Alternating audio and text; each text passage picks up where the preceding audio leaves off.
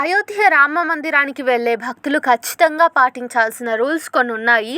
అవేంటో ఈ వీడియోలో చూద్దాం. హిందువులు ఎక్కువగా రాముడిని పూజిస్తుంటారు.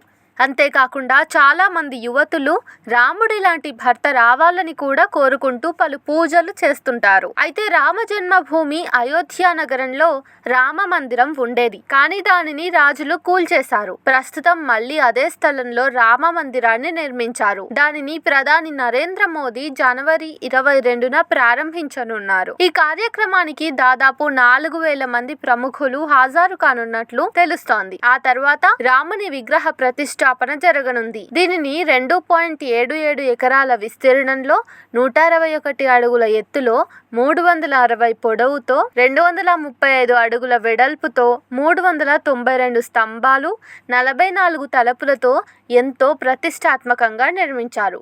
దీని ప్రారంభోత్సవం కోసం జనాలు ఆతృతగా ఎదురు చూస్తున్నారు.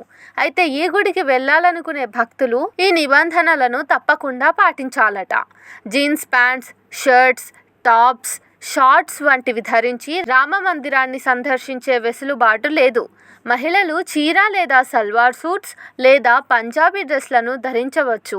భక్తులు తమ వెంట మొబైల్ ఫోన్లు, పర్సులు, hand bags, wallets, ear phones, head phones, రిమోట్తో కూడిన కీ చైన్లు, ఎలక్ట్రానిక్ గ్యాడ్జెట్లు, గొడుగులు, బ్లాంకెట్లు తీసుకెళ్లడంపై నిషేధం ఉన్నట్లు ఓ వార్త వైరల్ అవుతోంది. ఈ నిబంధనలు ప్రారంభోత్సవం రోజుకా, ఇంకా ముందు కూడా ఇలాగే కొనసాగిస్తారా అనే విషయంపై స్పష్టత రావాల్సి ఉంది.